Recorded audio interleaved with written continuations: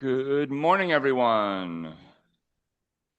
My name is Ben Holquist, and I use he, him pronouns, and I serve as one of your Board of Trustees members, and I'm happy to welcome you all on Zoom and in the sanctuary to Tahoma Unitarian Universalist Congregation. Unitarian Universalists are a community of people who hold many beliefs, many origins, identities, sexualities, and genders. We uphold and celebrate the inherent dignity of every person, which means you are welcome here just the way you are. Love is the power that holds us together as we gather in community to seek life's deeper meanings and to celebrate the diversity of all living things. We are all growing with and learning from one another. If you're here for the first time, I bid you a special welcome. After the service, I'll be in the sanctuary right over there by the whiteboard and the table in the back to answer any questions you may have about Unitarian Universalism or our congregation, or if you have questions about how to become involved in our community, just ask. I also encourage you to explore our website, tahomauu.com. At our website, you can sign up for our weekly e-news that includes information about the important and fun events going on in the congregational life and how you can participate. A few announcements. June 14th at noon is the congregational meeting. An email went out, I believe, on Thursday. It could have been Wednesday. I can't remember. But that is it. It will be in the e-news for the following Fridays until June 14th. But please come. We'll discuss the budget. We'll discuss the sanctuary art beautification project that is being discussed and a couple other things. So please keep that on your calendar. I also wanted to say that at June 14th, we will elect the board for next year, those positions that are emptying. So if you are interested in becoming a board member, we currently have two 3-year terms open and one 1-year term that is open. So if that is of interest to you, please do let the nominating committee know. Cindy and Chuck and Kirsten, I don't know if she's here today. Kristen, I'm sorry. Apologies. Joe, she's downstairs today. Okay. So please let them know. The nominating committee will provide the names to the board for the June 14th meeting. Some other announcements. David Pettit, would you like to come up?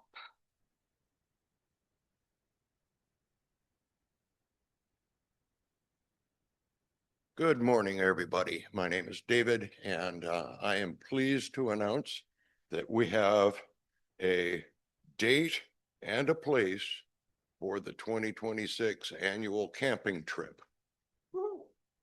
I'm a little tardy on it, but it's all taken care of. We will be camping at the Gust Backstrom Park up in Morton. We were up there 2 years ago and 3 years ago. Nice little place. It's an easy drive. It's about an hour and 15, 20 minutes from here. So judge your travel time accordingly. There will be more details. I'll get them into the e-news, but I wanted to break it now. It's going to be held the third full weekend of August. So it's a Friday, Saturday, Sunday, the 21st, 22nd, and 23rd of August. That's 1 week before Labor Day, and towards the end of summer should be really nice. We have a couple of sites available for RV hookups. RVs are $40 a night. And then we have all unlimited tent sites, and tents are $15 a night. Basic details, if you'd like more information or anything like that, I'll be hanging around for coffee and cake and everything afterwards. You can come seek me out and keep your eyes open for the e-news. More details in there. Thanks. Teresa.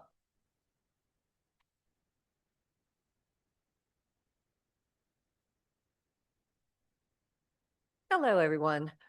I wanted to let you know we have a concert scheduled for Saturday, June the 6th, and that is Celia Farron. Celia Farron is or has been described as a cross between an earthy Enya, Joan Baez, and Tina Fey.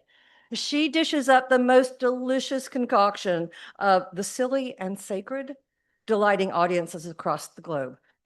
She's known as the everyday goddess with rusty red locks, and she lives on Whidbey Island. So we've invited her to come and to perform for us and have a concert Saturday, June the 6th. Now, the reason I'm telling you here is because we haven't had any ticket sales yet. And we need a minimum of at least 20 ticket sales for her to actually come out and make it worth her while. But it's also a fundraiser for us. So in addition to the ticket sales, please tell people about it. It is on our website. It is on our Facebook page. More information can be found there. Tell people about it.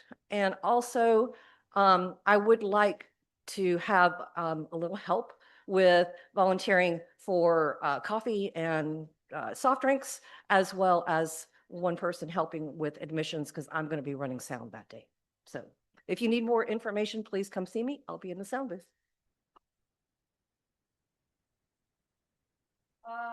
20 in advance. Tickets are $20 in advance, 25 at the door. Patty.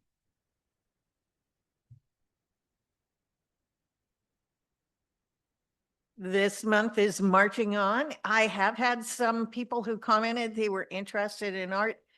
You can't just be interested. If I don't get money and a name, I can't hold the artwork. So please help support the artists, help support the church and the gallery space. Because of your generosity and love of art, we have been able to get in new lighting, which you see in the gallery space right now. And I want to thank you so much for that. Please, I will be here for a while after the service. You can talk to me about that. Thank you. And lastly, there is a family game night on May 30th from 5 to 8 p.m. There are flyers out front, I believe, or possibly over by the RE director's door. But please do think about coming to that. These are a lot of fun. I believe that is it for announcements. You're also invited to join us for social hour immediately following the service over there by the windows. For those of you who are newer to our community, we have red coffee mugs for you to use if you'd like to identify yourself and be approached by people who enjoy getting to know you. If you choose a white mug, we'll only talk to you the normal amount. If you are someone who would benefit from a large print hymnal or a hearing assistance device, they are available at the back of the sanctuary on the left-hand side, my left. We want to remind everyone that our services are available through Zoom and posted to YouTube, which means that if you come up front, your image may appear in those venues. As we begin our service in this beautiful place called Tuuc by local indigenous tribes and nations, I acknowledge that we meet today on the land of the Coast Salish people, including the Puyallup tribal nation, land from which they were forcibly displaced. I honor the resiliency of indigenous people and stand with them as they continue to protect their culture, land, and water, and fight for their visibility, sovereignty, and very existence. Lastly, please set your electronic devices to worship mode. Let us exhale deeply and settle ourselves into this holy moment of sharing and receiving. And now let us join together in worship.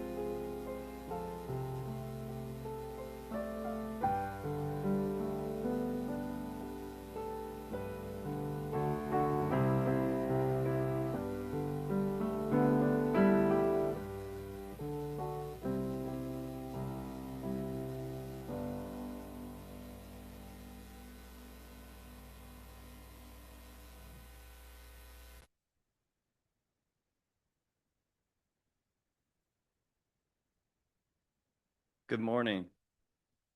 My name is Chris Homiak. I use he, him pronouns. And before I read the opening words, we just want to light a candle and have a moment of silence. I imagine some of you come here today reeling from the 19-year-old trans student at UW who was murdered this last week, Juniper Blessing. We hold her family, loved ones, and the trans community in love, grief, and solidarity. Please join me in a moment of silence.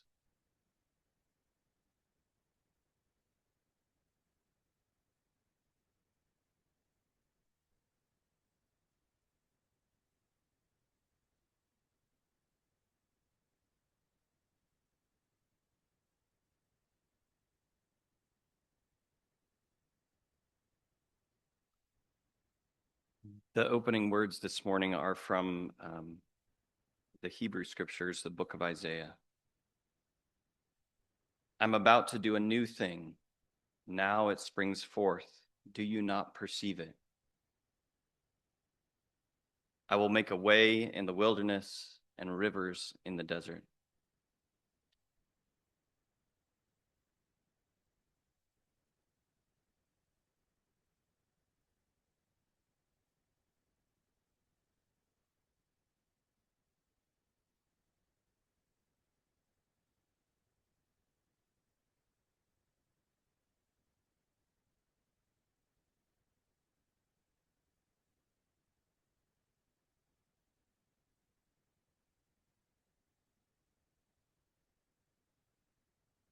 Morning. I'm Charlie. I'm your celebrant today. I'm using he, him pronouns. I'd like to invite Loretta up to light the chalice for us.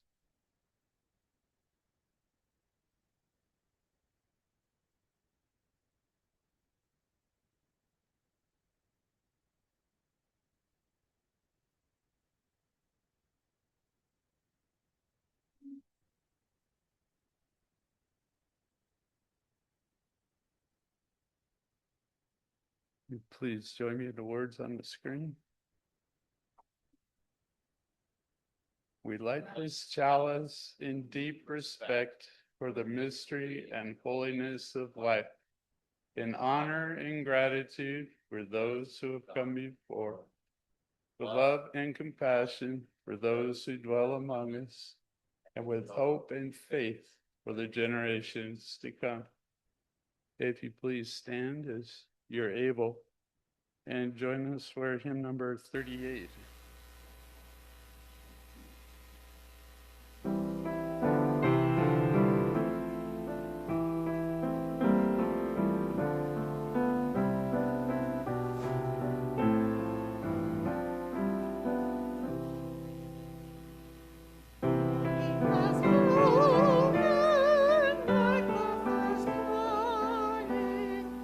Like the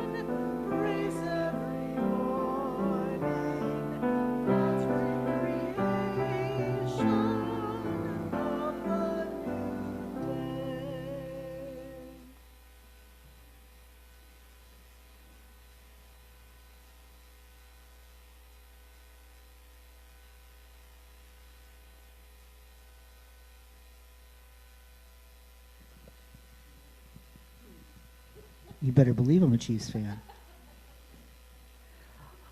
Okay, before I call everyone who is young and young at heart up, I would like everyone who has a donation to hold it up.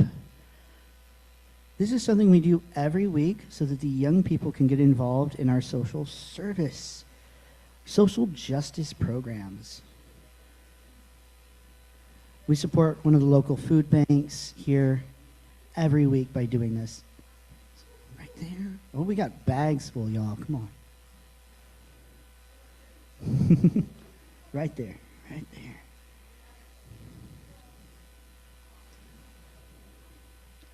I think we got one more item right there.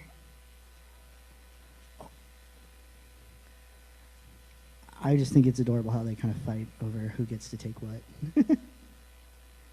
Okay, everybody. Is everything dropped? Ooh. Okay. Let's all have a seat. And will the young and young at heart come and have a seat with me?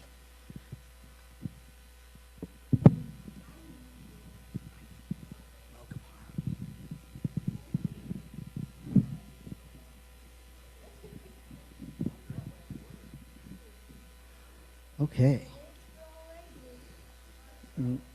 Well, we say it's for the young and young at heart. So, today I actually got this book from our local library here in Tacoma.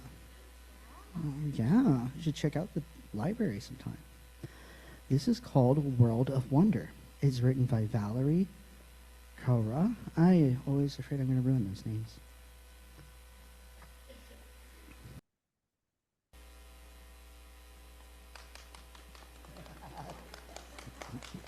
Thank you. All right, and now if we can sing the children out.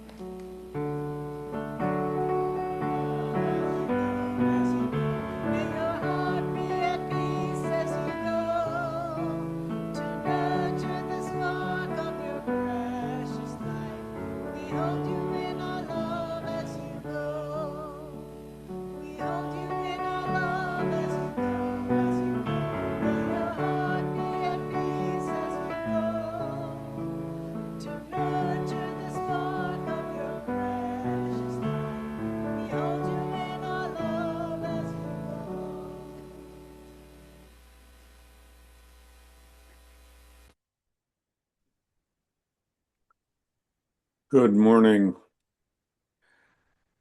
Bob Hayes, your chat chaplain. We all come here for different reasons.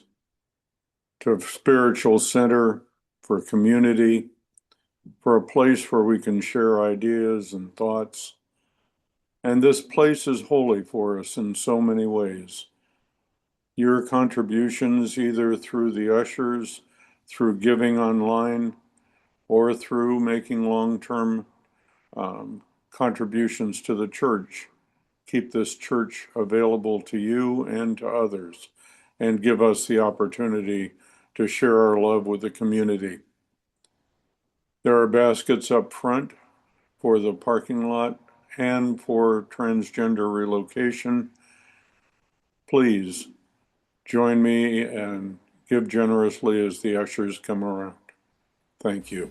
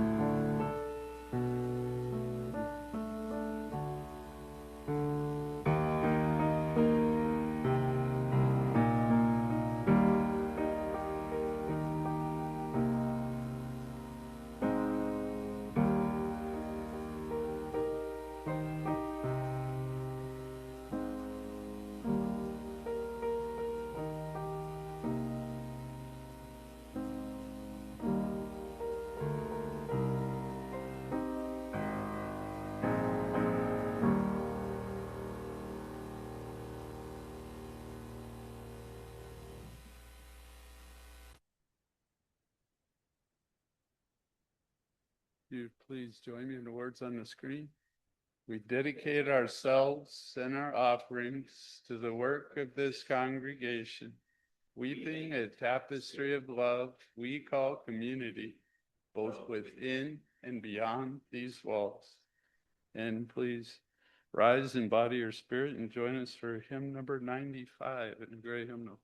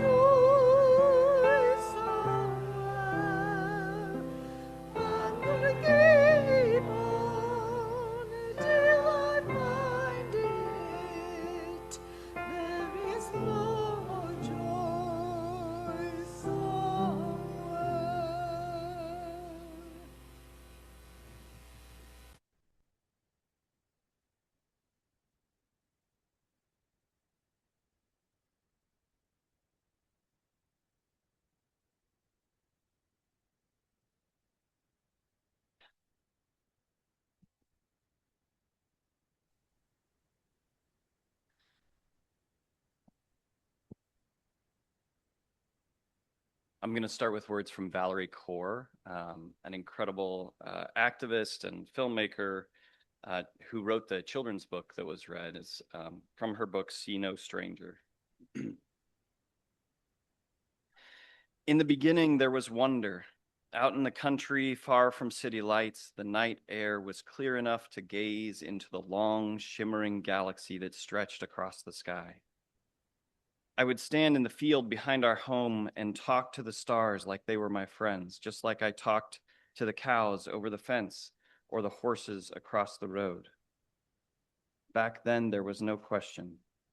The earth under me, the stars above me, the animals all around me were all part of me. And wonder was my first orientation to them all, the thing that connected me to them. You are a part of me I do not yet know.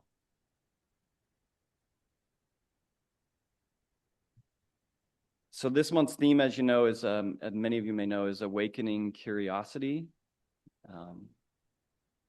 And I had to put that theme in the context of wilderness. I grew up in New Mexico, a place where there's a lot of beautiful postcards, and a wild wilderness. So I'm talking not so much about the postcard beautiful wilderness, but the kind where also things fall apart, or you can be disoriented or lost, or grieve what's lost. And I don't know about you, but my life has resembled wilderness several times in the last 20 years. And for one thing, the last time I read these words was at least, I was trying to get exact count, 16, 20 years. The opening words I read from Isaiah I was a assistant pastor at a church, and I'm just now finishing my 16th year of teaching. That's what I do during the week. I'm a special education teacher at a high school. So it's really weird to be back in a pulpit. Losing your faith or being liberated from it, anybody part of the later category, it's still one kind of wilderness, right? Divorce is another, losing your job, navigating cancer or other health surprises, a new disability, or moving, or having your country fall apart. Think for a moment about the people you know, people in your circle. What wildernesses have you witnessed in the last year?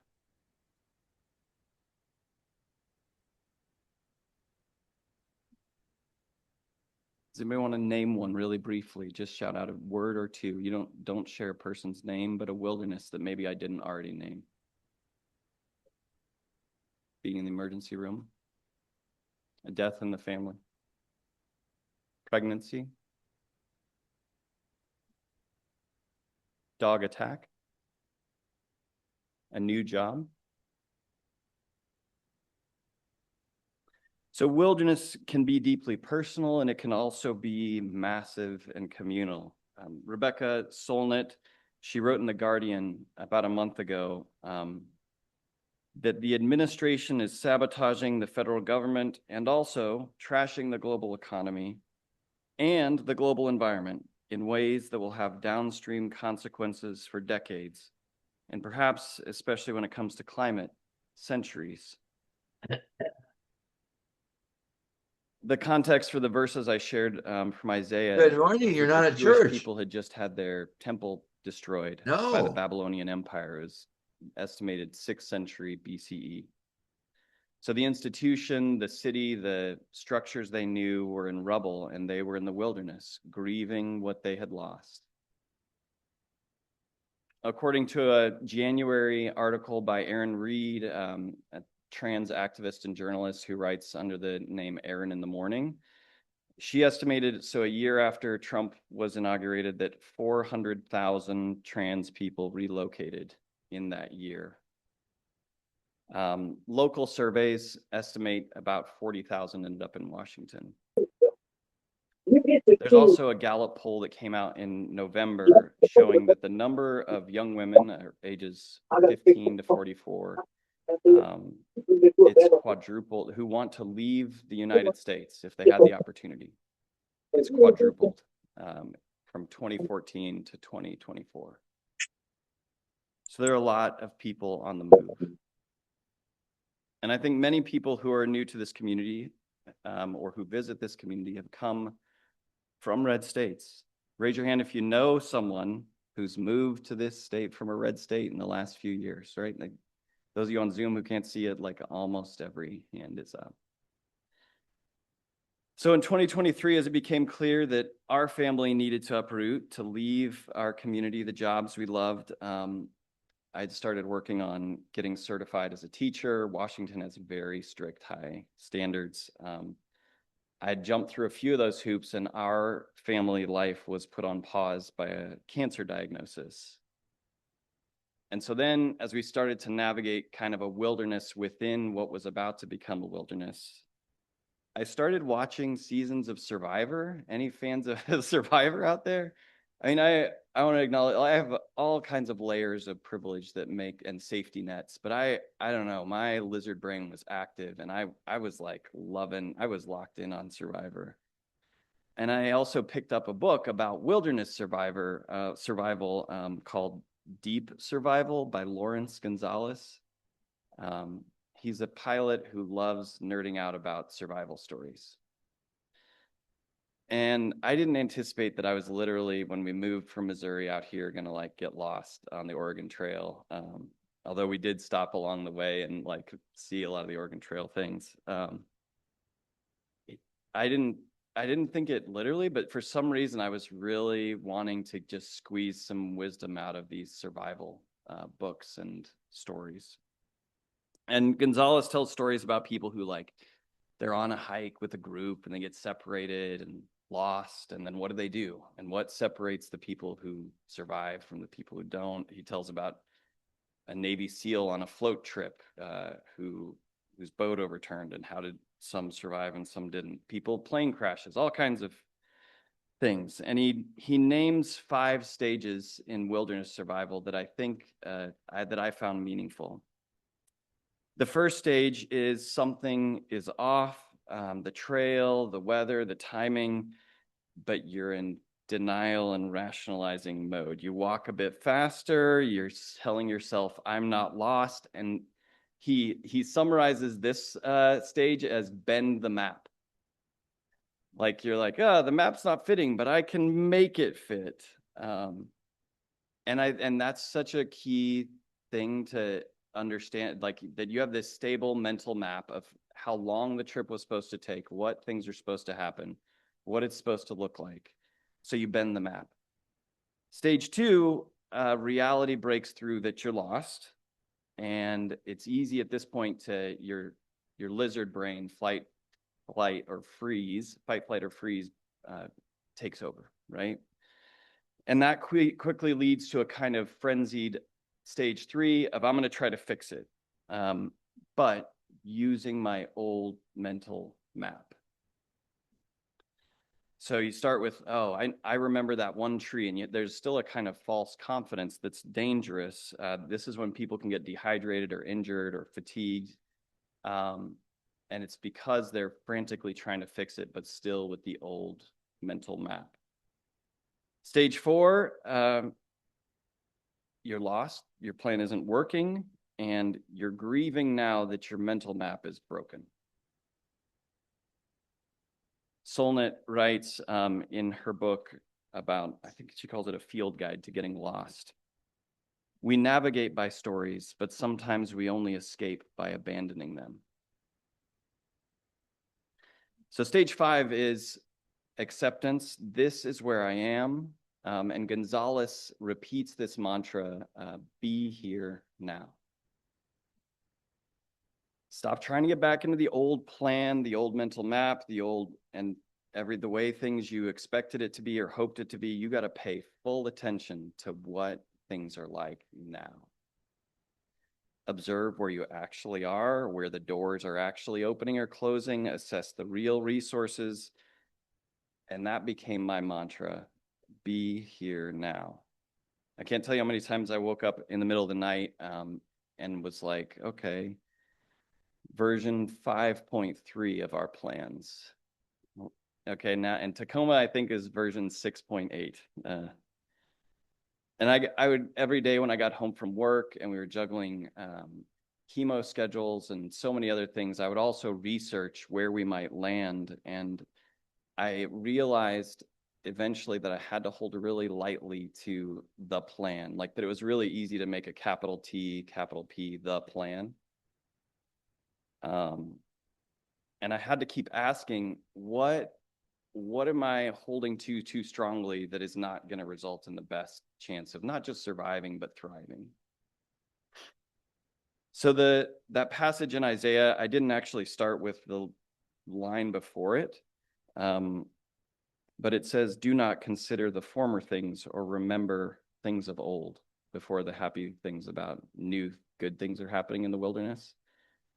And that connects so much with Solnit. We navigate by stories, but sometimes we only escape by abandoning them. I didn't realize how much the ways that I was looking for new community or new work was restricted by the things I loved best about my old life. And I think that new things springing forth and the ability to perceive it is often, it involves this, you have to peel back and loosen the mental maps. Be here now. I recently reread Octavia Butler's book, The Parable of the Sower. So it was written in the 90s, but I don't know if any of you have read it recently, right? It's set in 2024 to 2026. So it's super eerie to be reading it. And she was, from the Seattle area. She wrote it when she was living in California, but They start off, it's a trilogy, but she didn't never write the third book. So anyway, the first book starts off in this gated community.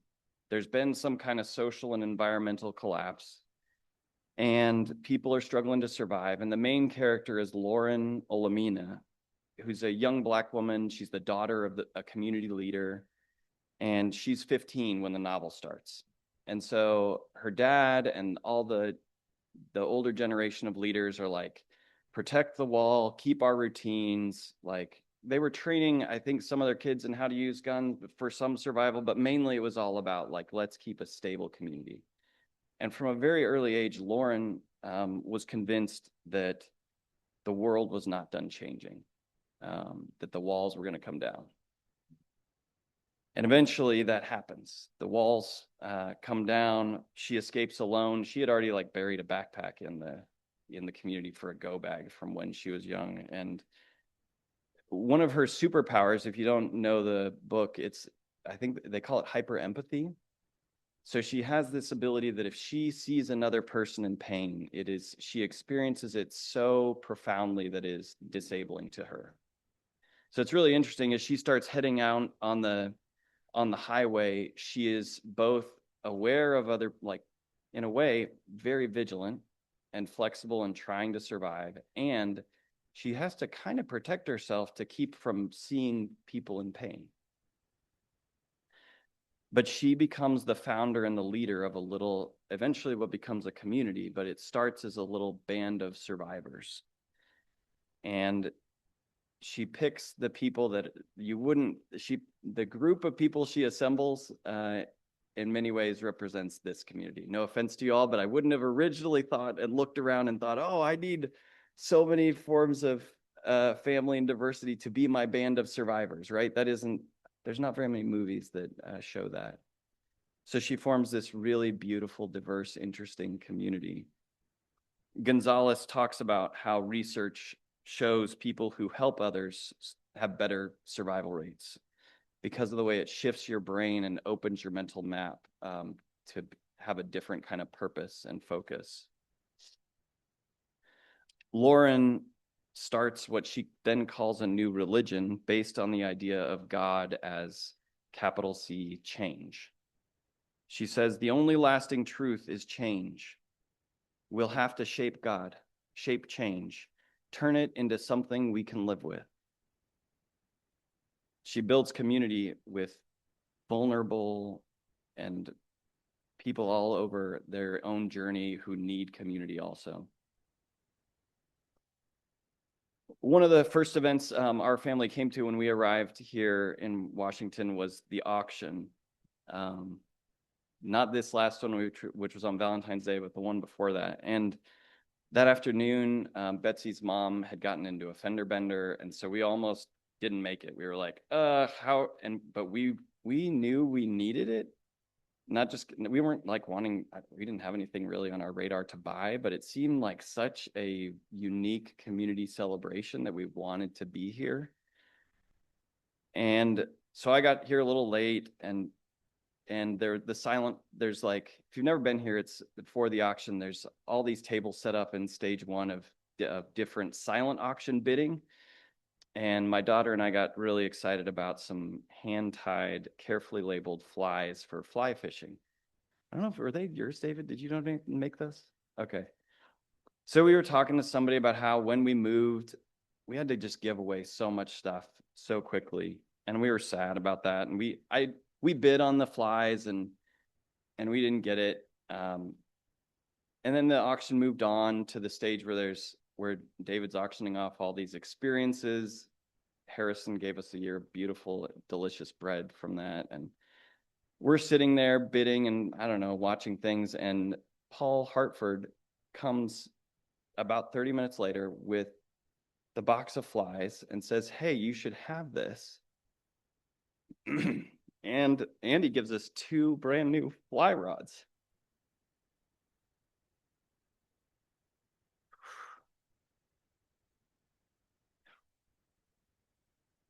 So I felt so seen. Like,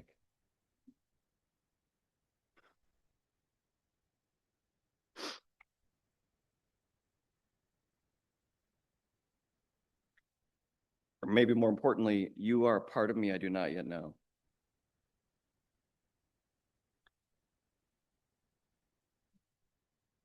A few weeks ago, after the service, Betsy and I were talking with Lauren about little free libraries. I was talking about how I love them and how I miss the one we had, and I don't know. And we got to talking, and Lauren said, "Oh yeah, I started a little free pantry." And I was like, "Tell me about that." And they started it during COVID, right outside their house. They don't live there anymore. It's on 6th Ave. And they told me about how they originally were stocking it with canned food. It got vandalized a few times. I mean, COVID, you remember the early days of COVID were such a sense of communal wilderness.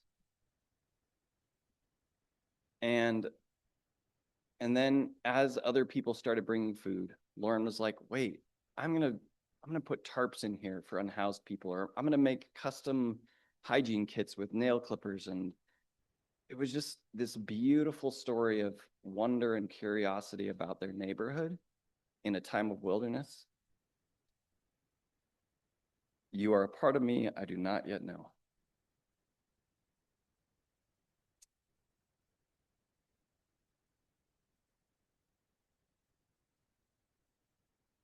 So as we think of setting an intention, I want you to consider how you might wonder about your neighbor. How a small concrete gesture might be the lifeline they need to feel welcome. Or consider what needs you carry in this place and how your vulnerability might be met with generosity if you can find a way to make your needs known. Rebecca Solnit writes in her book, Guide to Getting Lost, it's okay to not know what to do next, to run into a barrier. It's okay to realize we do need help, that calling out for help is a very generous act. Because it allows others to help us. It allows us to be helped. Sometimes we're calling out for help. Sometimes we're offering help. And then this hostile world becomes a very different place.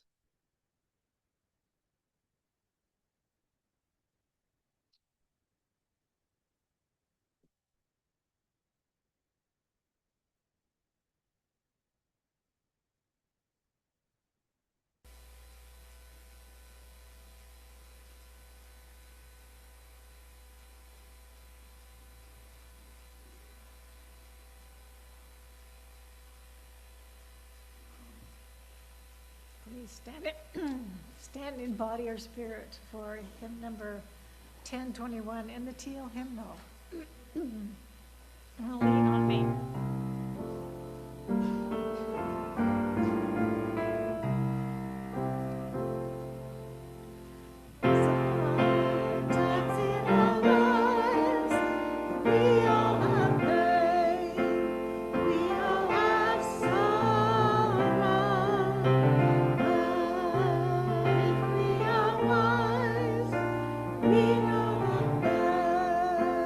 Always to glory.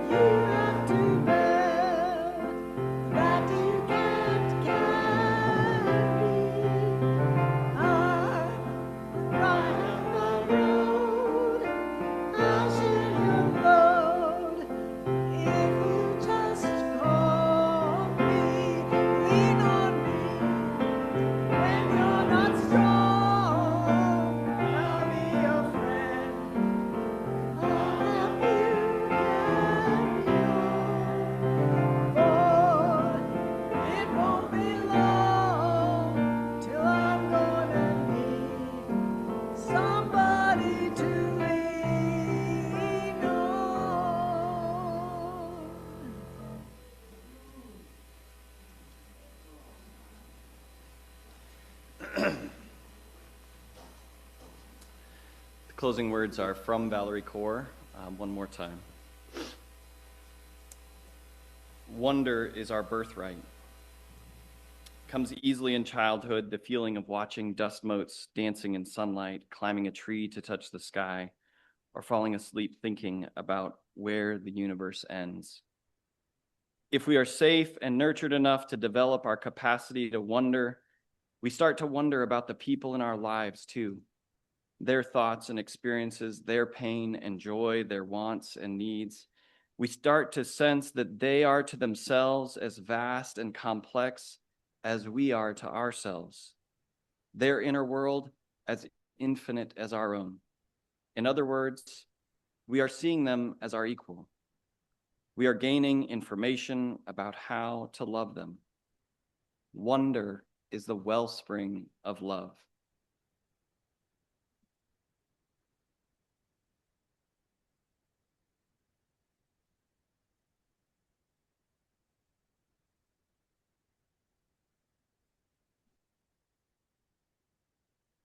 Please join me in the words on the screen.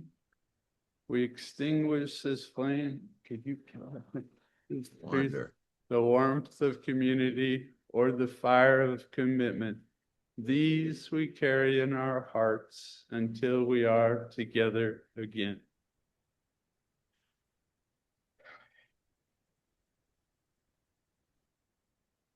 And please rise in body or spirit and join us for the closing blessing song.